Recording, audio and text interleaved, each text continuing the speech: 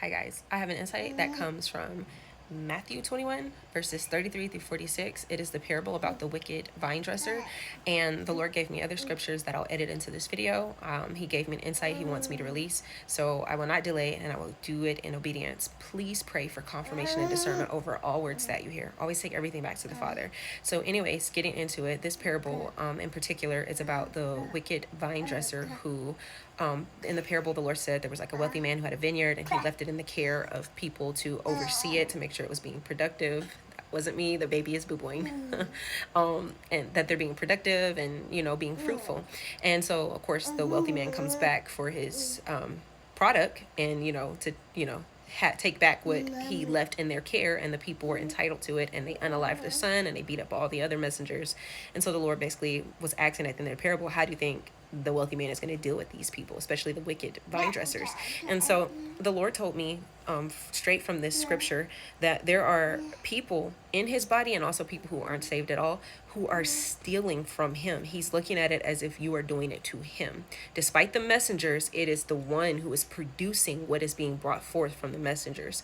And messengers is not limited to the prophetic. Please, it's not always just black and white. There's like so many things in somebody's individual walk. They're maybe doing something at home or at their work or whatever that looks like. But most people who are online or whatever, it's just more in your face. But the Lord sees all and he knows all. So I'm not trying to like limit it or turn that into anything. I just want to make sure I be clear with what the Lord is giving me. And he's saying that he's viewing it as people are stealing from him when it wasn't produced in them or from them. And so God said that he is about to deal with you. He's about to deal with you for those who are stealing words, message, insights, revelations, things that the Lord didn't produce from your intimate walk, but you are pretending that he did. He's about to deal with you, is what he said.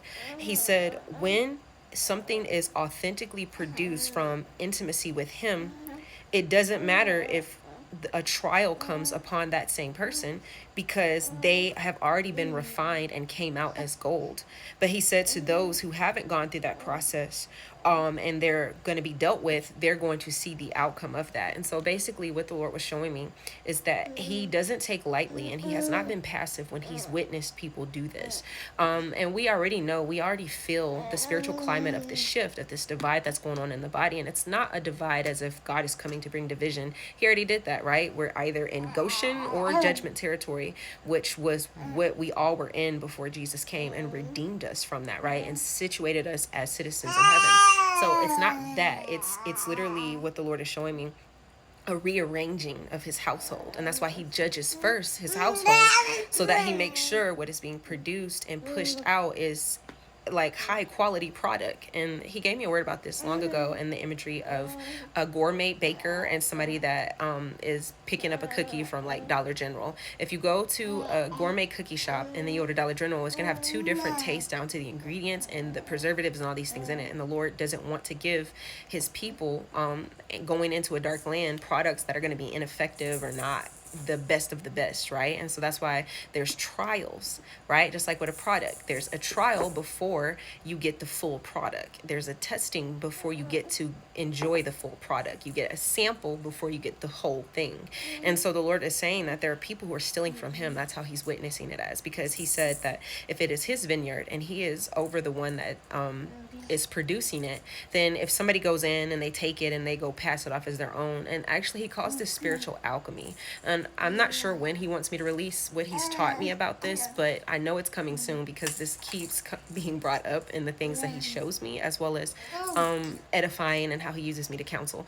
And another imagery I gave on previous lives before, for those who do watch me, I've discussed spiritual alchemy and the visual of, like, let's say I'm standing behind somebody that has spiritual cologne, or like, a cologne, and they're spraying themselves like all over, just crazy stuff. And I'm getting spritzed to the point where when I leave that person and I go stand in a grocery store line somewhere to buy something, somebody's like, you smell good. What is that?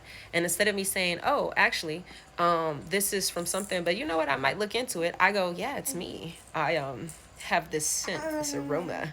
enticing, right? And I ended up passing it off as my own. So then what ends up happening, if I have that wicked heart placement already, I'm then going to situate myself under that individual, not because I want the product, but because I like the accolades that come from that product.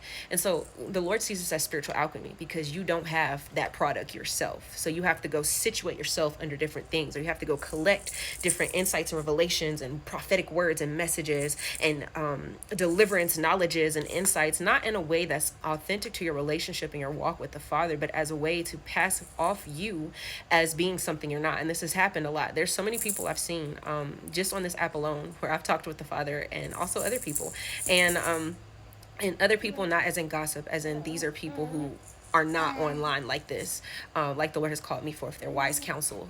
And they have also discerned the same thing in regards to half of these people aren't even saved. Half of them have never received salvation's call, yet they're portraying themselves as sheep.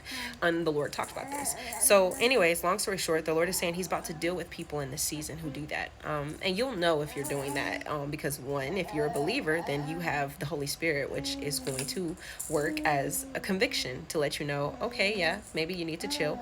And then if you don't, then you know you're not, and you know you're on the opposite side where the Lord is about to do with you. Point blank and simple. And so this was something he's showing me, because he said that a lot of people are copying other people, or they're taking sentences here and there and then they're reconstructing their own words, or they're recreating that. And that's spiritual alchemy. That's essentially what alchemists do, with creating things from substances of earth or you know, different things to produce a new creation. And that's what they're doing, and then they're co-signing it as if God is stamping the approval and this is what comes straight from him, and it does not. And so the Lord gave me King Ahab, when he stole that vineyard from Naboth. I don't know how to say the Hebrew names, y'all work with me. When he stole it from him, he ended up getting wicked, feeling that what this person was doing and being fruitful for, and how he was producing it, and what he didn't want to give to him, maybe because King Ahab was a king. So look at it in social media, somebody has more of a following than somebody else down there, then they deal shrewdly and unjust with that. But see, when you do to the least of them, you're doing it to the Messiah. And so the Lord is not pleased with this season and how his body and people who pretend to be a part of his body are behaving. And he said that a lot of people are copying and plagiarizing, and he's about to deal with them. And it makes sense, because in Jubilee, if there's restoration, there's also going to be accountability, right? And so he is about to vindicate and send forth vengeance. But the vengeance isn't always intense, unless, you know, some people have been doing things for years, right? Then, you know, please pray for your enemies. But in this case, it's about to be a refinement that's going to happen to his body. He's about to get things in alignment, because he sees what people are doing and how they pass it off. And then, you know, yeah, that's what he showed me. And then he gave me Songs of Solomon, chapter 8, verse 11, that talks about Solomon's vineyard and how he had appointed people in there. So what he was showing me is, in somebody's intimate life, when he produces a word or he produces an insight, it's because they also lived through it. Look at every single prophet in the Bible.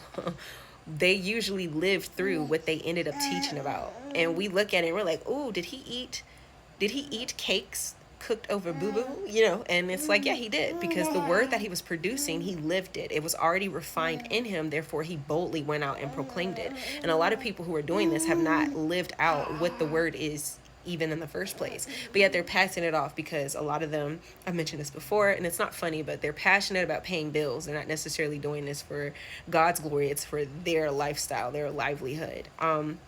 And or the pride, right? Like the wicked vine dresser that Jesus talks about. They got entitled. They started seeing the goodness of the land, the fruits being produced. They didn't want to give it back. They felt it was theirs, and they do better with it anyways. And that's wrong. That's pride. And so whatever it is, in which way it's switched up, God wanted me to put this video out to let people know that not only does he see you, but that he is offended in you. And we know how Jesus feels about offense. He mentions it in the Bible, right? And then not even just that, he looks at it as if you're stealing from him, not the person presenting what is even being put out in the first place. And he's about to deal with you. So and when I say you, I'm not saying you exactly, listener, unless this is convicting you, or unless you realize, you know what, let me stop playing with God. I keep writing him off as passive, and he's not being passive. You know, whatever that looks like, I just wanted to be obedient. And yeah, so God bless you guys.